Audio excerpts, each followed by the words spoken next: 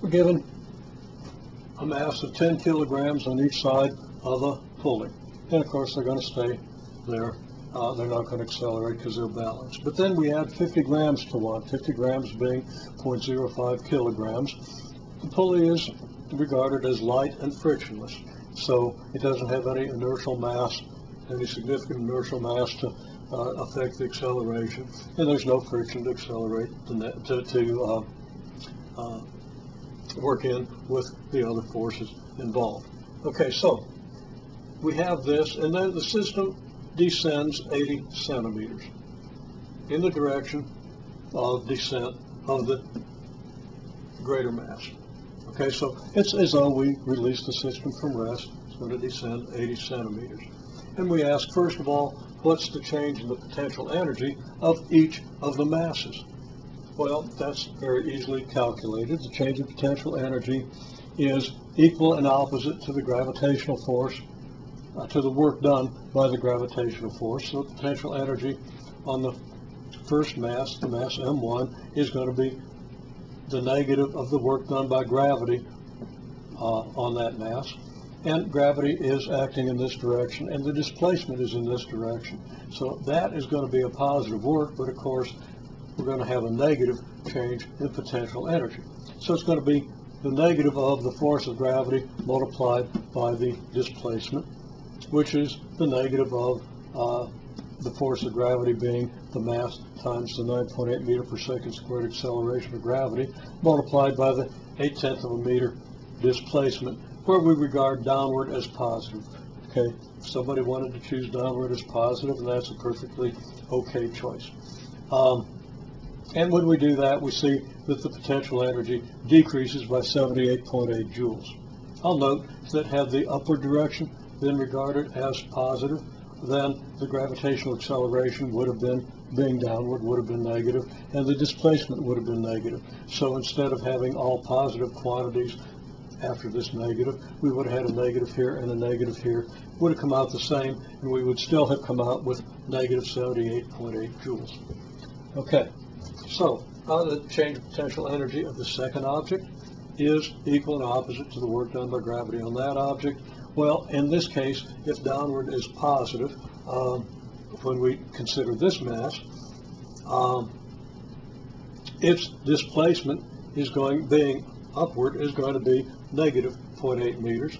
We multiply that by the force of gravity, which is positive because of the downward having been chosen as positive. And then, of course, we have the negative there because the change in potential energy is equal and opposite to the work done by gravity. So here's the work done by gravity. A downward gravitational force, which we regard as positive, and an upward displacement, which we regard as negative, gives us a negative amount of work done by gravity, but a positive change in potential energy. Now, this thing was said to be initially at rest, so 1/2 the mass times the final velocity squared is equal to the change in kinetic energy. Now that's great, but all we've calculated is potential energy changes. How are we going to get to kinetic energy? Well, let's come up to this idea. The work done by non-conservative forces on a system is equal to the change in kinetic plus the change in potential energy. And we should understand where this comes from. I'll do a little addendum explaining where that came from in case you're not completely clear on it. But that is one of our rules that's derived from the other rules. Okay? Work done by non-conservative force on the system is equal to the change in kinetic plus the change in potential energy. And the sum of these two changes in energy is called the change in mechanical energy. Mechanical energy is kinetic plus potential energy. So the work done by non-conservative forces on the system is a change in mechanical energy. Well, anyhow, frictionless pulley, no other friction anywhere in the system, so that the work done by non-conservative forces is zero. The only forces acting here are, well, there's a tension force, but that's internal to the system. If you consider the two mass combination now as a system, so that's not going to be included any more than internal stresses within the masses themselves are considered they're not forces exerted on the system. If you prefer, the tension in this end of the cord pulls this way, the tension in this end of the cord pulls this way. They're tending to pull the system in opposite direction, because a force exerted here in this direction will tend to pull the system around this way, whereas a force exerted here in this direction will tend to pull the system around this way. So the tension forces add nothing. They don't add any external force. Now that's something you might not want to think about right now, but there it is. Okay, well, it comes down to the only force acting on the two-mass system. Forces acting on the two-mass system are the gravitational forces on the two masses, and they have opposite effects on the kinetic energy.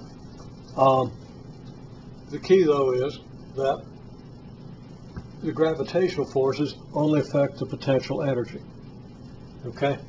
The non-gravitational forces, non-frictional forces, are zero, because gravity is the only force acting anywhere on this system.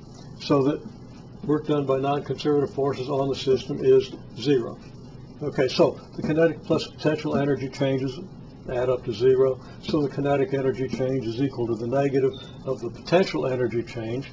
The potential energy change is equal to what? Change in potential energy of the first mass plus a change in potential energy of the second mass. Well, those changes are negative 78.8 joules and plus 78.4 joules, and they add up to 0.4 joules. Now, I was working off of approximations and wrote down 0.5 joules before I corrected it everywhere but here. But that should be negative 0.4 joules.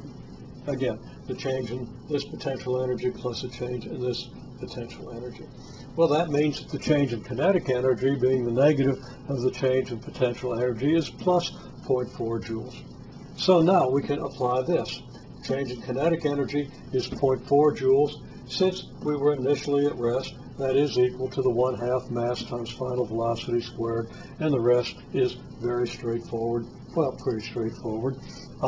We solve for VF, and multiply both sides by 2, divide both sides by the mass, and we have this expression. Now we observe that the mass is 20.05 kilograms, because both the 10.05 kilogram and the 10 kilogram mass are being accelerated by the net force.